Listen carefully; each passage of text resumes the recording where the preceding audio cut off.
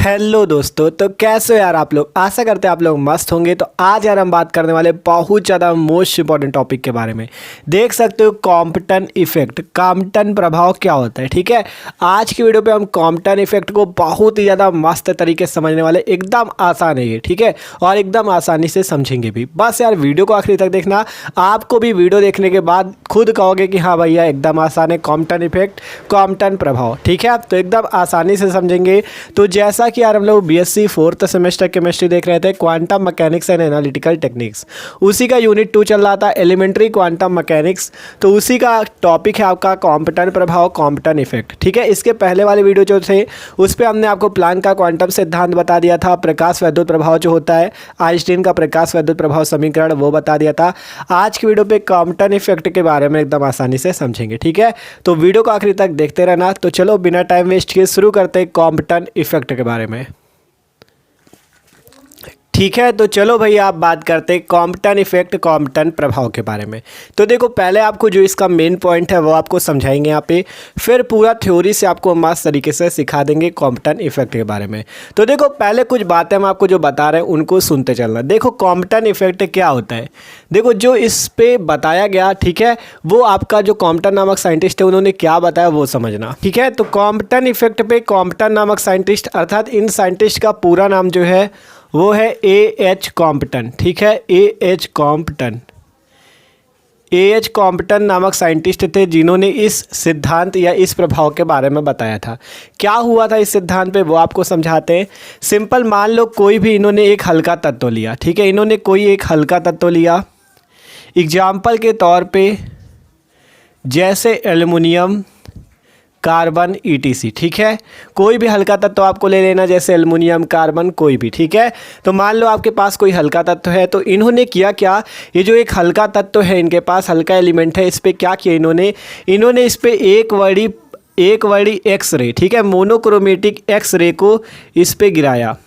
ठीक है, मोनोक्रोमेटिक या एक वर्डी प्रकाश एक्स रे को इस एलिमेंट पे गिराया। ठीक है, ये क्या है, हल्का एलिमेंट है। ठीक है, हल्का एलिमेंट है या हल्का तत्व है, ये कोई आपके पास हल्का एलिमेंट है जैसे एल्युमिनियम, कार्बन, कोई भी। ठीक है, तो हल्का तत्व है आपके पास कोई, ये आपका जो A.H. कॉम्पटन नामक साइंटिस्ट थे उन्होंने ये प्रयोग किया था। ठीक है, और बताया क्या कि अगर आप कोई एलिमेंट जैसे हल्का एलिमेंट लेते हो जैसे एल्युमिनियम या कार्बन कोई भी, और उस पर कोई एक्स रे को गिराते हो, तो क्या होता है, ये जो आपका प्रकाश है ये इस टाइप से प्रकीर्णित हो जाता है। ठीक है, प्रकाश जो होता है प्रकीर्णित हो जाता है। प्रकीर्णन का मतलब समझते हो, स्कैटर्ड, स्कैटर्ड का ये मतलब होता है, मान लो प्रकाश इस टाइप से आ रहा है तो ये इस टाइप से फैल जाए पूरा। ठीक है, ये सभी दिशाओं में इस टाइप से फैल जाए तो इसे कहते हैं प्रकीर्णन। ठीक है, इसे क्या कहते हैं हम लोग, प्रकीर्णन कहते हैं।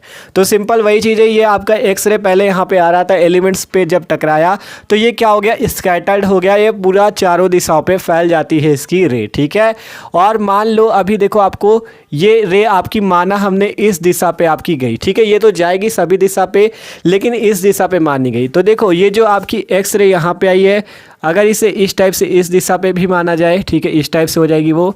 ठीक है, एकदम आसान, देखो समझते रहो बस। पहले ये एक्स रे हमने एक एलिमेंट पे गिराई जिससे ये आपकी जो रे जई गई, इसे क्या नाम दिया गया, स्कैटर्ड एक्स रे, स्कैटर्ड रे। ठीक है, मतलब प्रकीर्णित किरण। ठीक है, स्कैटर्ड रे मतलब प्रकीर्णित किरण, और इस रे को नाम दे दिया गया इंसिडेंट रे। इंसिडेंट का हिंदी पे मतलब होता है आपतित किरण। क्या नाम होता है, आपतित किरण, और स्कैटर्ड रे का मतलब प्रकीर्णित किरण। ठीक है, तो ये आपकी एक्सरे इस एलिमेंट पे जब गिरी तो इससे क्या हुआ, इस पे प्रकाश का प्रकीर्णन हो गया। प्रकीर्णन का मतलब किरण फैल गई। ठीक है, इस टाइप से फैल गई। अब बात कही उन्होंने, जो आपका A.H. कॉम्पटन नामक साइंटिस्ट है, इन्होंने बताया कि ये जो एक्स रे है, ये जो अभी आपतित हुई है, जो मतलब आई हुई है, इसकी कुछ तरंग दैर्ध्य रही होगी। मान लो इसकी तरंग दैर्ध्य लैम्डा रही है। ठीक है, मान लो इसकी तरंग दैर्ध्य लैम्डा रही है, और बाद में जो प्रकीर्णित तरंग दैर्ध्य ये मान लो लैम्डा डैश रही है। ठीक है, लैम्डा डैश मान लेते हैं। ये जो प्रकीर्णन वाली किरण है इसकी तरंगदैर्घ्य लैम्डा डैश है। ठीक है, ध्यान से समझो। आपका कहा गया एक्स रे आई एलिमेंट पे गिरी जिससे वो स्कैटर्ड हो गया अर्थात फैल गई या उसका प्रकीर्णन हो गया। आप मान लो ये जो एक्स रे पहले आई थी इसकी जो तरंगदैर्घ्य है उससे हमने लैम्डा मान लिया और जो ये स्कैटर्ड है इसकी तरंगदैर्घ्य को लैम्डा डैश मान लिया। तो जो A.H. कॉम्पटन नामक साइंटिस्ट थे इन्होंने बताया इसमें जो लैम्डा डैश का मान होगा वो ज़्यादा होगा लैम्डा से। यही इनका पूरा इफेक्ट है, यही आपका पूरा कॉम्पिटन का सिद्धांत है कि जो लैम्डा डैश का मान होगा वो लैम्डा से ज़्यादा होगा। क्या कह रहे हैं अभी कम समझ में आ रहा है ना, टेंशन ना लो, पूरा समझा देंगे।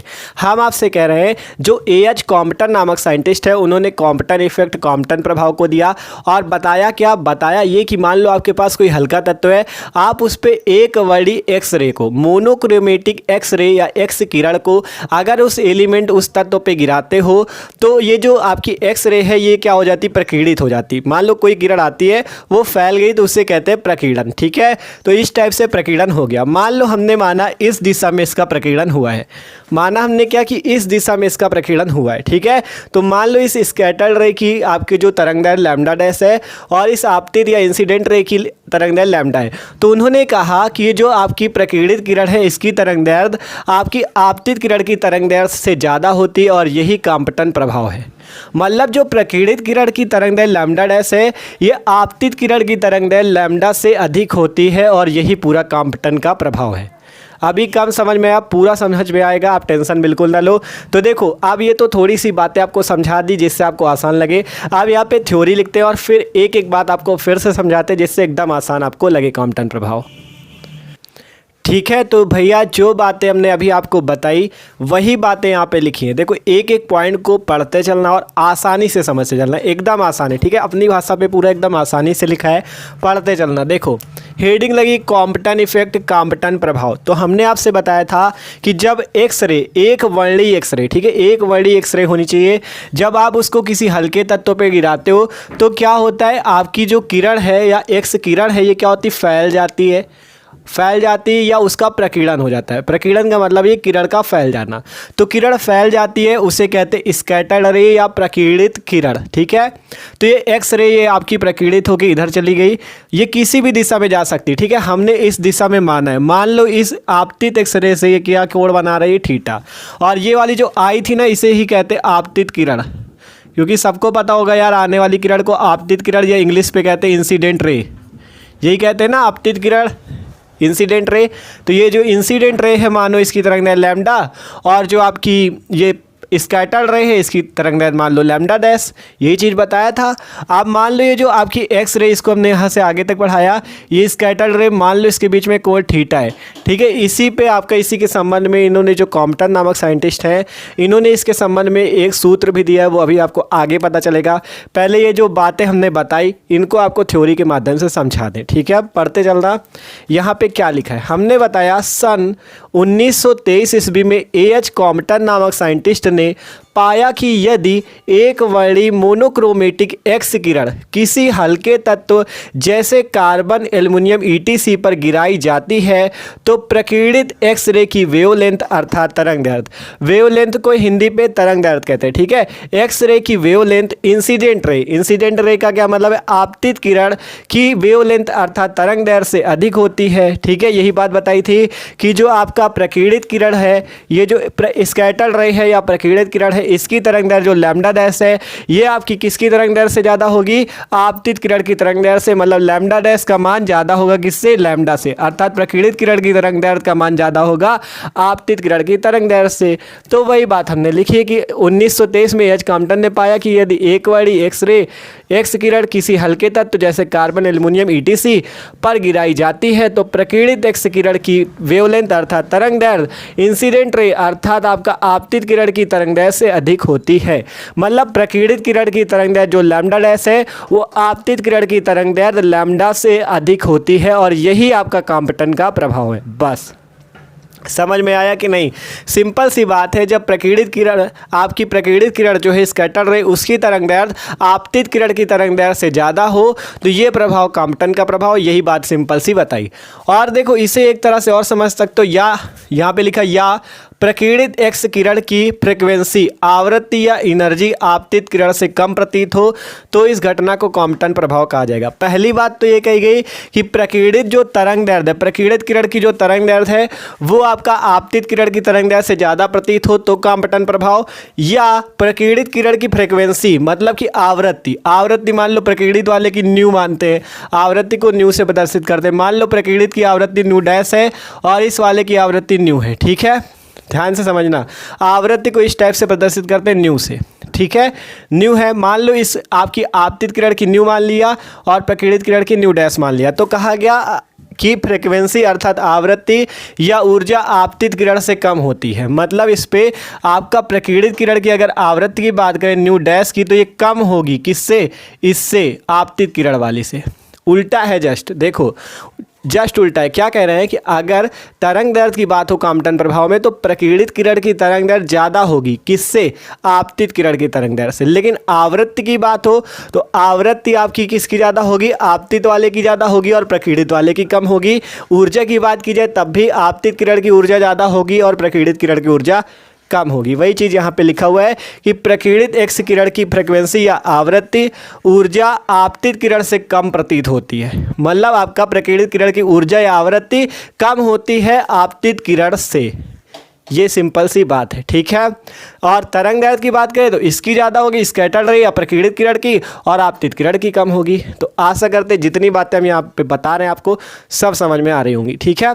आप देखो, अगर आप इस पूरे नियम को एक लाइन पे लिखना चाहो अच्छे से, तो देखो इस टाइप से लिख सकते हो, इन्वर्टेड कामा पे कि वह घटना जिसमें किसी एलिमेंट या तत्व की सरफेस से एक्स रे के प्रकीर्णित होने के बाद एक्स रे की वेवलेंथ अर्थात तरंग दैर्ध्य में वृद्धि हो जाए और उनसे संलग्न एनर्जी या फ्रिक्वेंसी में कमी का पाया जाना कॉम्पटन प्रभाव कहलाता है। क्या कहा कि अगर एक्स रे किसी एलिमेंट पे गिराई जाए, कहा गया वह घटना जिसमें किसी एलिमेंट की सरफेस का मतलब होता है सतह, सरफेस का मतलब होता है सतह, ठीक है। वह घटना जिसमें किसी तत्व की सतह से एक्स रे के प्रकीर्णित होने के बाद, मतलब जो स्कैटर्ड हो जाए प्रकीर्णित हो जाए, उसके बाद एक्स रे की वेवलेंथ अर्थात तरंग दैर्ध्य में क्या हो, वृद्धि हो।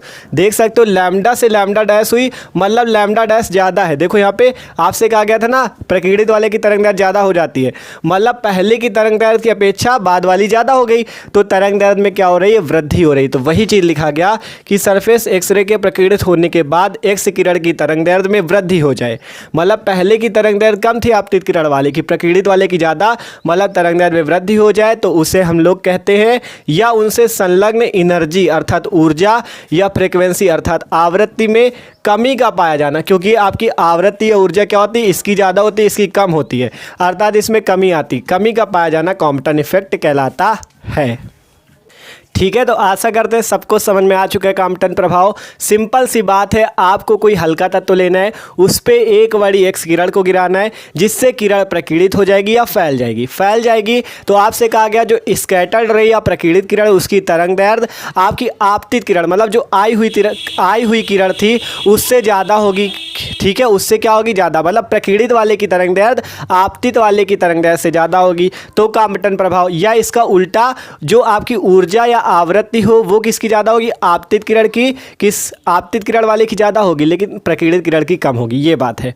सिंपल सी। यहाँ पे सारी बातें हमने लिख रखी हैं और यहाँ पे समझा भी दिया, जो इसकी लैम्डा डैश है वो ज़्यादा है और इसकी लैम्डा कम है। आवृत्ति की बात करें तो इसकी न्यू डैश कम होगी। देखो इसका मतलब होता है जिसकी तरफ ये वाला मुँह होता है वो ज़्यादा होता है और जिसकी तरफ ये वाला होता है उसकी तरफ कम होता है, ठीक है। तो यहाँ पे सिंपल ये आपका इधर लगा है तो मतलब लैम्डा डैश ज़्यादा है, ठीक है, और ये इधर लगा है मतलब न्यू ज़्यादा है, ठीक है। तो इस टाइप से आपको समझना था, ये है कॉम्पटन प्रभाव कि मतलब कि आपका 1923 में एएच कॉम्पटन ने पाया। अभी पूरा सूत्र भी बताएंगे, टेंशन न लेना, सूत्र भी है इसका, सूत्र भी पढ़ के जाना, ठीक है। एएच कॉम्पटन ने पाया कि यदि एक बड़ी एक्स किरण किसी हल्के तत्व से जैसे कार्बन एल्युमिनियम पर गिराई जाती है तो प्रकीर्णित एक्सरे की वेवलेंथ अर्थात तरंग दैर्ध्य आपतित किरण की तरंग दैर्ध्य से अधिक होती है, या प्रकीर्णित एक्स किरण की फ्रिक्वेंसी या आवृत्ति या ऊर्जा आपतित किरण से कम होती है, तो कॉम्पटन प्रभाव होता है। और नीचे एक लाइन पे पूरा हमने लिख दिया कि तरंग में वृद्धि हो या आवृत्ति या ऊर्जा में कमी हो तो वो प्रभाव कॉम्पटन प्रभाव होता है। तो सबको समझ में आ चुका है कॉम्पटन प्रभाव। आप बात करते हैं जो ये एएच कॉम्पटन नामक साइंटिस्ट है, इन्होंने सूत्र कौन सा दिया, इसी के संबंध में एक सूत्र भी उन्होंने दे दिया है, उस सूत्र को भी आपको बता दें, फिर आपका टॉपिक कंप्लीट हो जाएगा। तो इसका सब लोग ले लो स्क्रीनशॉट, ठीक है, तो भैया अब बात करते जो कॉम्पटन नामक साइंटिस्ट ने ये जो आपका कॉम्पटन इफेक्ट दिया, इस पे जो सूत्र दिया उसको देखते हैं। ठीक है, तो देखो हमने यहाँ पे कुछ पॉइंट लिखे हैं। हमने लिखा सबसे पहले कॉम्पटन ने फोटोन तो सब कोई जानता है ना, फोटोन क्या होता है पहले बताओ। फोटोन देखो क्या होता है, जो आपका प्लांक का क्वांटम सिद्धांत पढ़ा था उस पर बताया गया था प्रकाश जो होता है सतत रूप से नहीं चलता या कॉन्टिन्यूअस रूप से नहीं चलता, प्रकाश एनर्जी के छोटे छोटे पैकेट्स के रूप में चलता है। ठीक है, ऊर्जा के छोटे छोटे बंडलों या एनर्जी के छोटे छोटे पैकेट्स के रूप में चलता है और इन्हें ही हम फोटोन कहते हैं। ये था प्लांक का क्वांटम सिद्धांत, सबने पढ़ा है। सिंपल क्या बात बताई गई थी कि जो प्रकाश होता है ऊर्जा के छोटे छोटे पैकेट्स के रूप में चलता है या बंडलों के रूप में चलता है, जिन्हें क्वांटा या फोटोन कहते हैं। तो वही चीज़ होता है फोटोन। तो कॉम्पटन ने फोटोन के साथ संलग्न एनर्जी अर्थात ऊर्जा को एच न्यू माना। क्या माना? E= माना उन्होंने एच न्यू। ठीक है, कॉम्पटन नामक साइंटिस्ट ने। तो कॉम्पटन ने फोटोन के साथ संलग्न एनर्जी को एच न्यू के इक्वल माना अर्थात बराबर माना और फिर ऊर्जा संरक्षण नियम लॉ ऑफ एनर्जी कंजर्वेशन लागू करते हुए वेवलेंथ अर्थात तरंग दैर्ध्य में होने वाली वृद्धि के लिए व्यंजक दिया। क्या कहा गया? आपको तो पता है तरंग दैर्ध्य में वृद्धि हुई थी, क्योंकि यहाँ पर से आपको पता है एक्स रे की तरंग दैर्ध्य जो आपतित वाली थी वो कम थी और स्कैटर्ड रे की तरंग दैर्ध्य ज़्यादा थी, ये सबको पता है। तो वही चीज़ किया कॉम्पटन ने फोटोन के साथ संलग्न ऊर्जा को एच न्यू के बराबर माना और फिर ऊर्जा संरक्षण नियम अर्थात लॉ ऑफ एनर्जी कंजर्वेशन लागू करते हुए तरंग दैर्ध्य में होने वाली वृद्धि के लिए एक व्यंजक दिया। वो व्यंजक रहा ये lambda minus lambda dash equal to h upon में MC 1 - cos थीटा। ये आपका कॉम्पटन का प्रभाव का जो सूत्र है, जो व्यंजक है वो ये दिया गया lambda minus lambda dash equal to h upon MC 1 - cos theta. ठीक है, यहाँ पे देखो लैम्डा क्या चीज़ है, यहाँ पे हमने लिखा हुआ है लैम्डा जो है आपतित प्रकाश की तरंग दैर्ध्य है। ये वाली लैम्डा जो है आपतित प्रकाश या इंसिडेंट रे की वेवलेंथ है। लैम्डा डैश क्या है? प्रकीर्णित प्रकाश अर्थात स्कैटर्ड रे की वेवलेंथ है। एच यहाँ पे क्या है? एच है आपका प्लांक कांस्टेंट, जिसे प्लांक नियतांक कहते हैं। फिर एम क्या है? एम है इलेक्ट्रॉन का द्रव्यमान।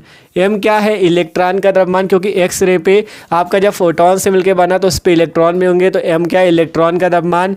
सी क्या है? सी है प्रकाश की चाल या प्रकाश का वेग। और थीटा क्या है? देखो थीटा कोण हमने यहाँ पे ये माना हुआ है। ये बताओ कौन सा कोण है? देखो ध्यान समझना। सबसे पहले ये कहा था कोई भी एलिमेंट या तत्व उससे एक किरण आती है तो वो स्कैटर्ड हो जाती है। तो हमने ये माना था कि ये जो आपतित किरण ये वाली है, इसे आगे बढ़ाते हुए इस टाइप से ले गए और ये जो आपकी कौन सी रे है? ये वाली स्कैटर्ड रे मतलब प्रकीर्णित किरण। इसके बीच का कोण हमने मान लो थीटा मान लिया। ठीक है, इसके बीच का कोण थीटा मान लिया, तो वही चीज़ लिख दिया यहाँ पे। थीटा जो है आपतित एवं प्रकीर्णित प्रकाश के मध्य कोण है। थीटा क्या है? आपतित, ये वाली आपतित किरण, ये प्रकीर्णित किरण। तो आपतित एवं प्रकीर्णित किरण, ये वाली किरण देखो आपतित है ना, यहाँ से हमने इसे आगे लिया इस टाइप से। ठीक है, इसे आगे ले गए ना, तो ये वाली पूरी किरण ये आपकी आपतित है। तो आपतित किरण एवं प्रकीर्णित किरण के बीच का कोण क्या है? थीटा। ये हमने माना हुआ है। तो थीटा आप समझ गए, थीटा क्या? आपतित एवं प्रकीर्णित किरण के बीच कोण।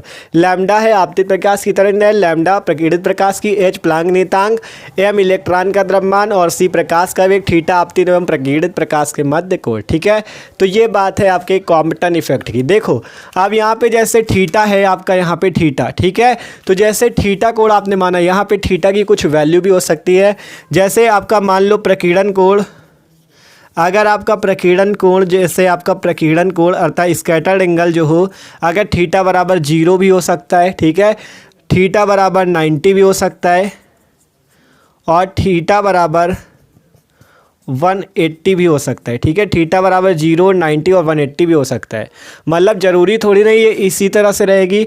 मान लो आपतित किरण और इसके बीच का कोण 0 हो जाए, या इसके बीच का कोण 90 डिग्री हो जाए, या इसके बीच का कोण 180 हो जाए, तो इस टाइप से भी हो सकता है। तो ये 3 स्थितियाँ होती है। इन तीनों स्थितियों को इस पर लागू करके आपको जो फॉर्मूला आता है वो भी बता दे, फिर आपका टॉपिक क्लियर। ठीक है, तो इसका भी स्क्रीनशॉट लो, अब थोड़ा सा एकदम बचा उसको भी देख लो। ठीक है, तो जो फॉर्मूला आया था ये, उसकी तीनों स्थिति हमने यहाँ पे लिख दी है। देखो यदि प्रकीर्णन कोण थीटा बराबर 0 डिग्री हो तो यहाँ पे आपको थीटा की जगह 0 रखना है। तो lambda minus lambda dash equal to h upon MC 1 - cos theta था, तो थीटा की जगह हो गया 0। आप cos 0 को सब कॉस जीरो की वैल्यू सबको पता होनी चाहिए, कॉस जीरो का मान होता है 1। तो यहाँ पे कॉस जीरो की वैल्यू हो जाएगी 1, तो यहाँ से 1 से 1 घटाओगे आएगा 0, और 0 का इस पे गुणा होगा h/mc पे, तो पूरी वैल्यू आएगी 0, अर्थात लैम्डा माइनस लैम्डा डैश क्या हो जाएगी 0। और जब लैम्डा माइनस लैम्डा डैश 0 हो जाएगा तो इस स्थिति में कॉम्पटन विस्थापन नहीं होता। इस स्थिति में जो कॉम्पटन विस्थापन होता है वो नहीं होता, अर्थात इस स्थिति में तरंग दैर्ध्य में कोई परिवर्तन भी नहीं होता। ठीक है, कोई विस्थापन नहीं होता या तरंग दैर्ध्य में कोई परिवर्तन नहीं होता, क्योंकि लैम्डा माइनस लैम्डा डैश का मान जब 0 ही हो जाएगा तो इस स्थिति में कोई भी विस्थापन नहीं होता। जब थीटा क्या होगा 0 के इक्वल तब। ठीक है, दूसरी स्थिति है थीटा बराबर 90। जब थीटा की जगह 90 रखो तो कॉस 90 की जो वैल्यू होती है वो होती 0। तो यहाँ पे हो जाएगा 1 माइनस कॉस 90, और कॉस 90 की जगह रखोगे 0 तो 1 माइनस 0।